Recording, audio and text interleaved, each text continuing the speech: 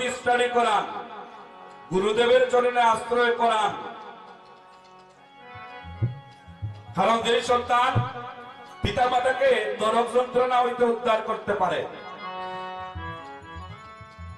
ধর্মের দিকে ধাবিত করেন, গুরুকে চিনান, মাকে চিনান, বাবাকে চিনান, ভগবানকে চিনান, ওই সন্তান জীবনেও ধর্মান্তরিত হবে না। আর যদি ভগবান চিনে না, গুরু চিনে না, বাবা চিনে না, মা চিনে না, ধর্ম চিনে না, ওই সন্তান পিতা মাতার মুখে চুনকালি দেবে। হচ্ছেও তাই। আপনারা আমার বাইন্দা ফেলাবেন যদি এই কথাটা সত্য না হয়। সন্তানকে সনাতনী শিক্ষা স্টাডি করান, ওই সন্তান যদি চুনকালি দেয়, আমি সৈনিক মনোরঞ্জন বলে গেলাম, যেখানে যাবেন আমার বাইন্দা ফেলাবেন।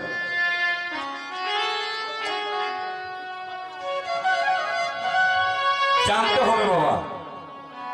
আর এই যুগ ভোজন সাধনের যুগ নয়,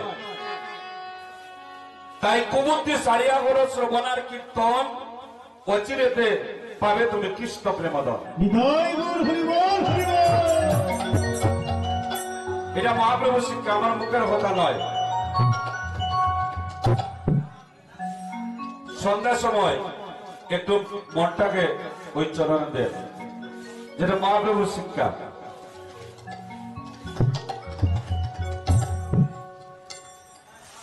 মহাপ্রভু বলিতে আর কি করলেন? নিত্যানন্দ প্রভুকে বললেন, ভাই নিতাই রে, জীবের দ্বারে দ্বারে পৌঁছে দাও। এই জগতে যারা আছে, আপনার মতিকুলবতী গোচরণের সম্প্রদান করেন। এখন যদি কৃষ্ণ নাম না নেন, পারমাত্মিক সংগ্রহ যদি না করেন, তা কি হবে? মরতে তো হবে। হরিবল। তাই মহাজনের একটা গান আমি ছোট্ট করে উপস্থাপন করছি। হরিবল। কৃষ্ণ নাম না নিলে আপনার কি দশা হবে, এইটার উপরে ছোট্ট করে।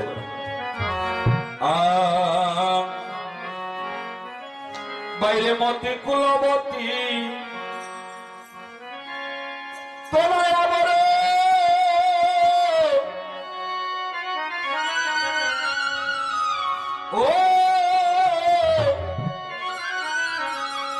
গৌর বিশম্বরের সঙ্গে সম্বন্ধ করো।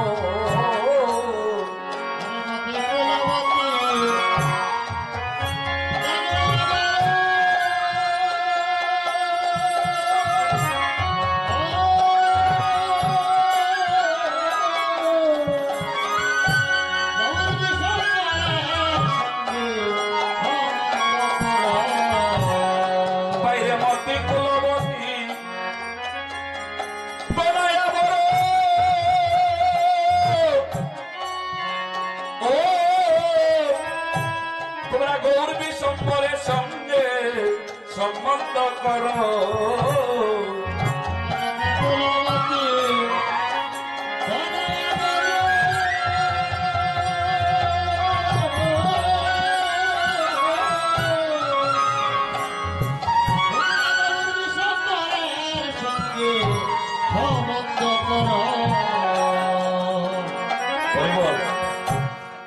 বুঝলা নিব?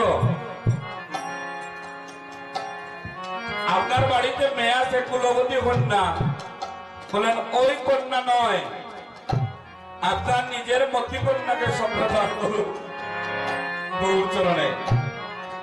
যদি না সম্প্রদান করেন,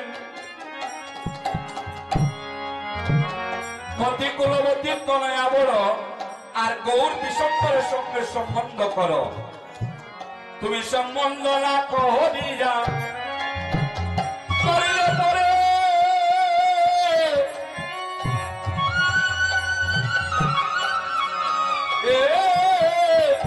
তুমি পরিবারে বিষম ফেরে।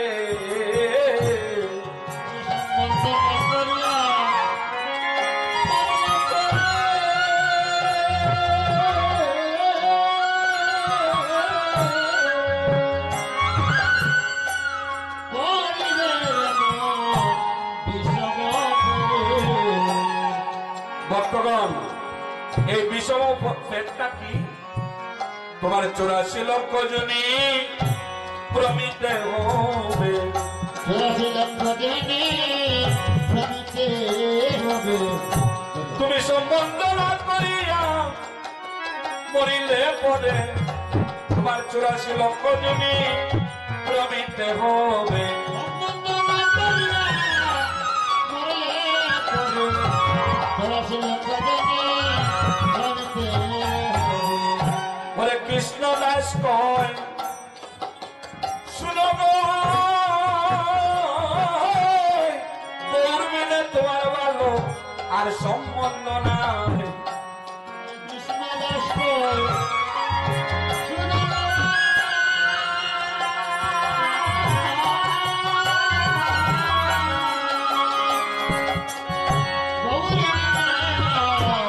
ভালো সম্বন্ধ নাই। এখনো সময় আছে বাবা, কারণ মোদের নিঃশ্বাসের কোনো বিশ্বাস নেই।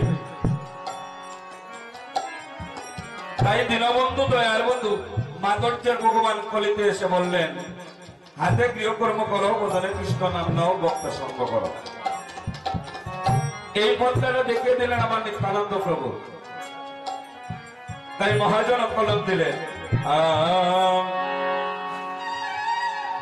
ওরে দেখো নিতাই চাঁদে চাঁদের করুণা, দেখো নিতাই চাঁদে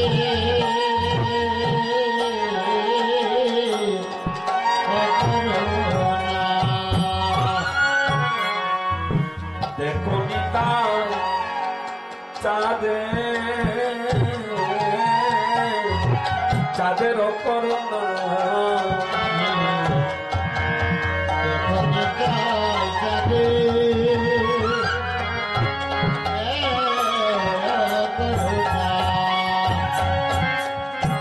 ওরে দেখো নিতাই চাঁদে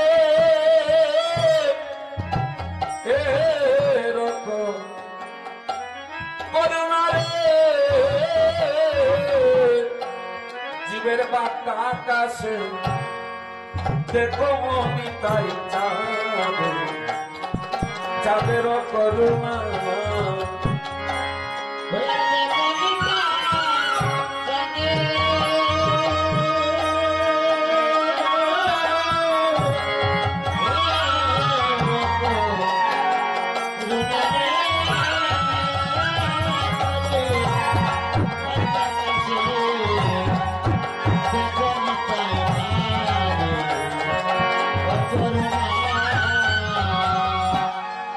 ওই কলিতে কি কীর্তন যান আরম্ভিলা মহাবা,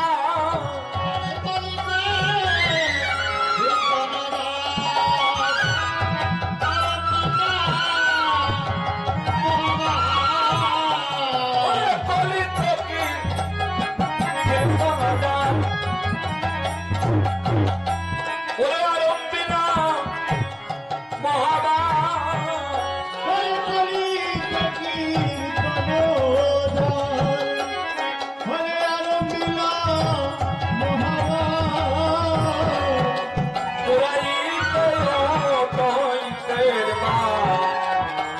সোনারে ওরাইতে অতইতে এর বাসনা,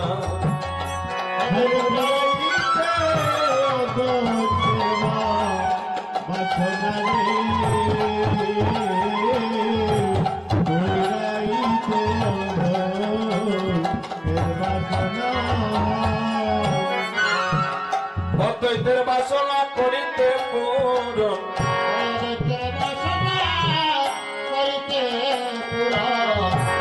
ওরে নদী আমার আমার সচিন আনন্দ, অতইতের বাসনা করিতে পূরণ,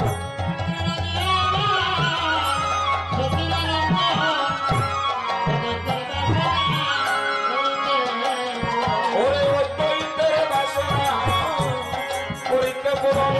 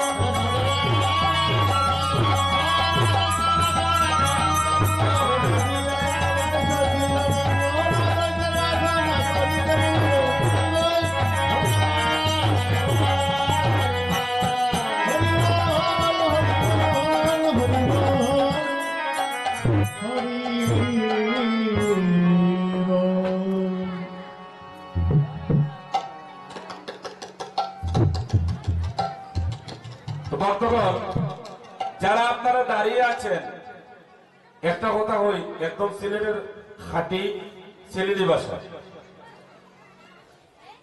যারা গোবিন্দের জন্য যখন পুষ্প উঠাইতে যাওয়া হয়, তখন যে ফুলটা দূরে ওইটা কিন্তু আনা হয় না, আর যে ফুলটা একদম কাছে ওই পুষ্পটা আনা হয়।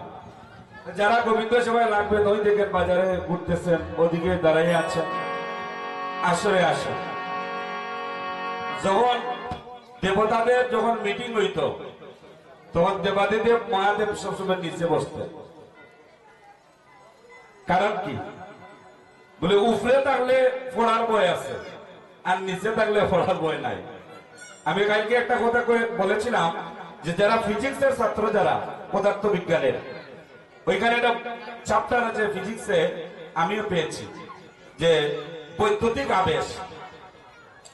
বৈদ্যুতিক আবেশটা হচ্ছে এইভাবে, একজনের কারেন্টে ধরলে তারে যে ধরবো হে লাগবো, তারপরে হে লাগবো, এ লাগবো, মানে এরকম লাগতে লাগতে এই কীর্তন ভক্তের সঙ্গে এই বৈদ্যুতিক আবেশটাও আছে।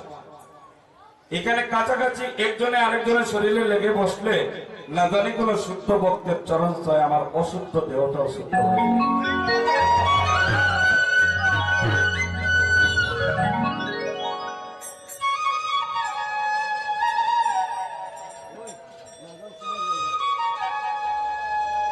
অদ্বৈতের বাসনা করিতে পূরণ। শুধু কি অদ্বৈতের বাসনা? বলে না, অদ্বৈতের বাসনা পূর্ণ হলে জগৎ জীবের উদ্ধার হয়ে যায়। তাই মহাপ্রভুর এই কথা।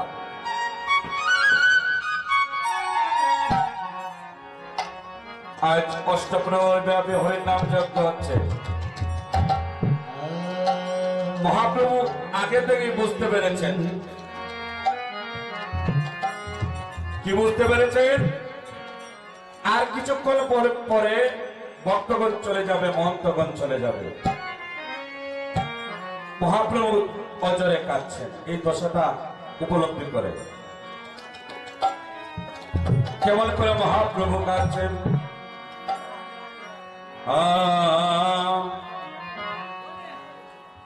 ওরা কি হইল, কি হইল বলি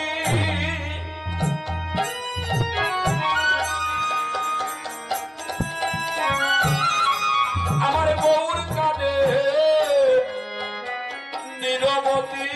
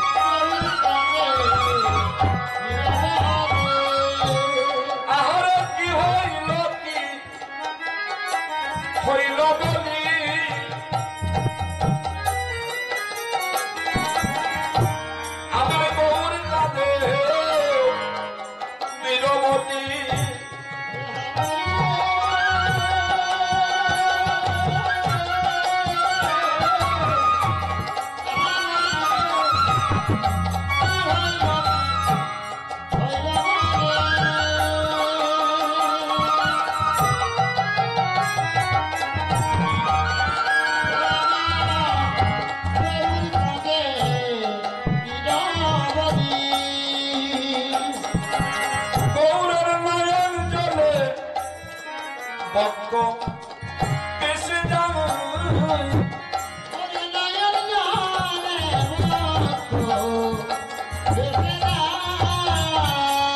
আমার গৌরের নয়ন জলে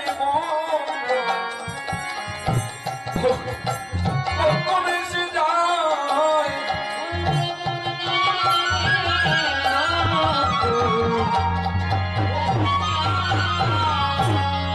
ওর বিলাইয়া বিলাইয়া আজ বিলাইয়া কাঁদে